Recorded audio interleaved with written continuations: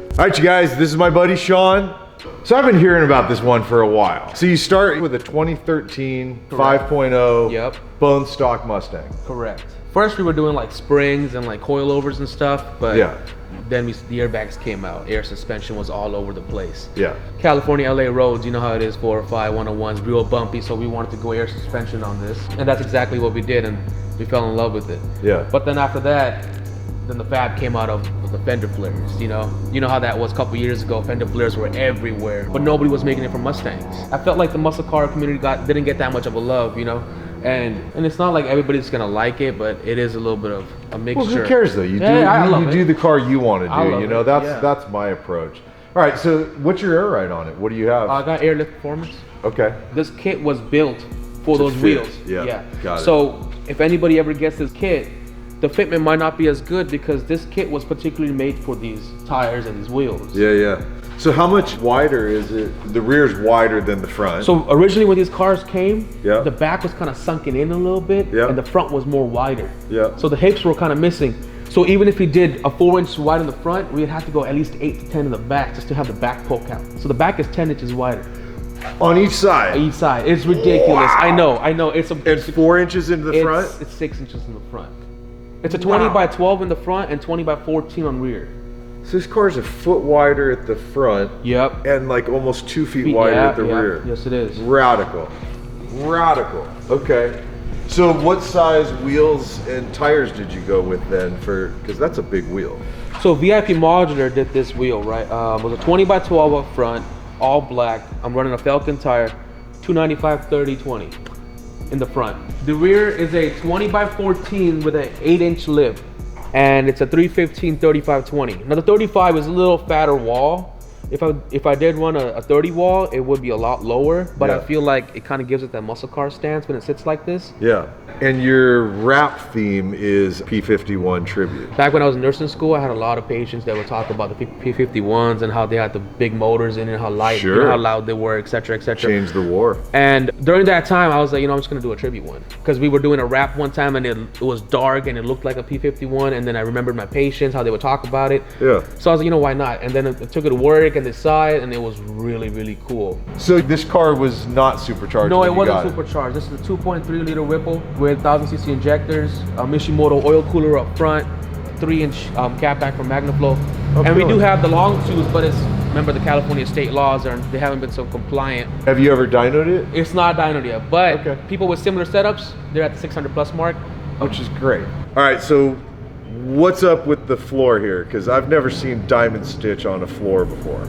So for SEMA, we had diamond stitch seats. And this company that approached me out in Canada said, we do make some diamond stitch carpets for your car, and we would love to partner up with you. And I was pretty surprised myself, and I said, you guys make diamond stitch carpets? And yeah, totally. We do. And we're like, you know what, it'll go all the way to the top, it'll tuck all in, everything will be, and it's super soft and comfortable. What's it made out of? Leather. Is it really leather? It's leather, and it's like, it smelled like a brand new car.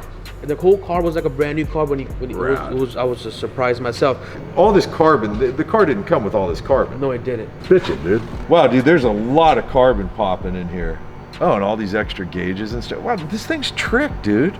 This thing's super cool. You caged it. I mean, this is a budget build. Remember that. This isn't an unlimited budget build. This is bitchin', Sean. What are your seats? We got Brom Racing seats with the harnesses. I've been with these guys for like 3-4 years now. Yeah. They're real comfortable. They give it a real nice look. You know, just plug in and play, and it's kind of simple. You just get the. But you're still bolstered and stuff. Correct. And on top of that, the way I thought about it was a little investment for me to keep my driver and my passenger seat brand new in my garage, cover tucked away. While these seats are like, they feel great. I'm a pretty big guy. They hold me in nice, you know, and it's easy to come in and out of. I can still see all the sides. Yeah. And they look great, you know? Yep. It's funny too, you guys. We were talking before about, he was a little nervous because you didn't think like your car matches up to a lot of what we show on the channel. But then as we started talking about it, you know, the reality is you got 50 grand buying the car, somewhere around there, right? 40 to 50 grand. Yeah. Okay. You supercharge it, you put exhaust on it, you do your intake on it, you put the gauges on, all the carbon stuff on, the flares on, the wheels on, the tires, the air ride.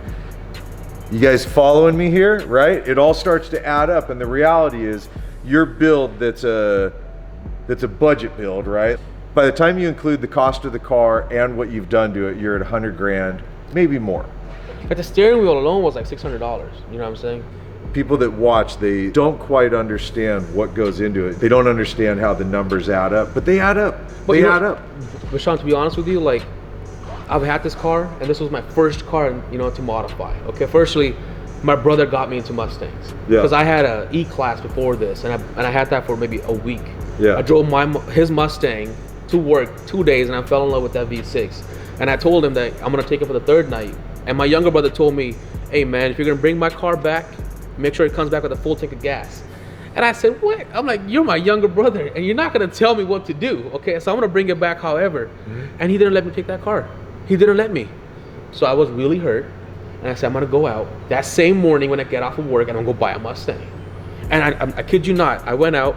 Me and my mom got off of work at 7 a.m. I was at the dealership at 9, and I had bought the car by noon.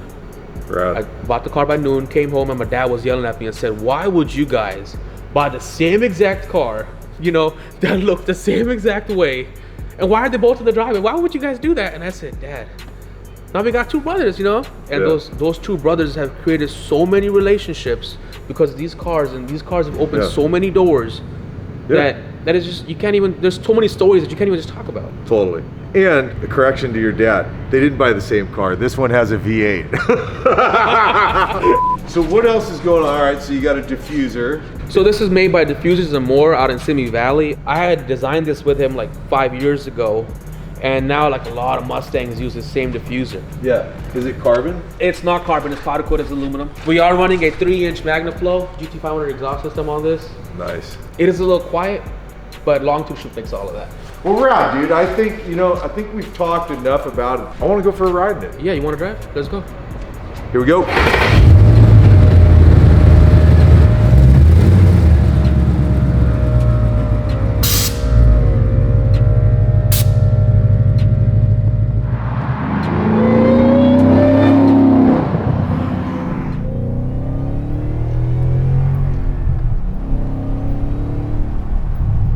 I love Mustangs, dude. So the thing is with this car, it's not 100% race tune on it yet, because right after SEMA, we got done with the exhaust and stuff, so we got a drivability on this. Yeah. So it's not like, it's not pushing out peak what it's supposed to push out. Yeah. I think I'm glad I didn't go with that route yet, because I am going to throw on the long tubes again, go smaller pulley by 2 sizes, and then we'll throw the race tune on it. It's funny, we're saying it's not that loud because there's plenty of times where we're around loud, obnoxious cars. This thing sounds great. It's treatable. I mean, it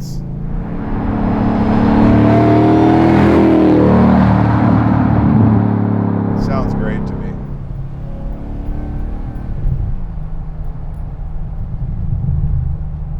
Not bad. The dirty deal sound pretty good. I love that sound, dude. I love that sound. Nothing like the whine of a supercharger. Yo, I told my mom, I was like, "Mama, you know what we did to the car?" She's like, "Cause we were like, I'm like, we're broke. This and the new injectors, booster pump, blah blah blah." She's like, "What did you guys do?" I'm like, "That's 101 at midnight." It was. She's like, "What's that noise?" I'm like, "Mom, that's a supercharger." It's such a great sound. I'm like, "That's what we spent all the money for." She's like, "That's what we spent the money for?" I'm like, "Yeah." And then she heard it again. She's like, "It sounds so good." She's like, she tries to be a car person, and then like, it's adorable.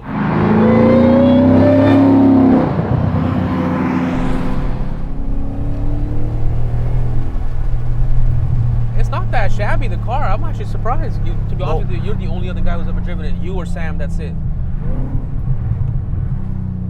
Exhaust doesn't sound that bad either. I guess in the driving seat, it's like... The car sounds good. It's not that bad. I'm telling you, the car sounds really good. MagnaFlow really gives it that thump, that really heavy vocal sound that it needs.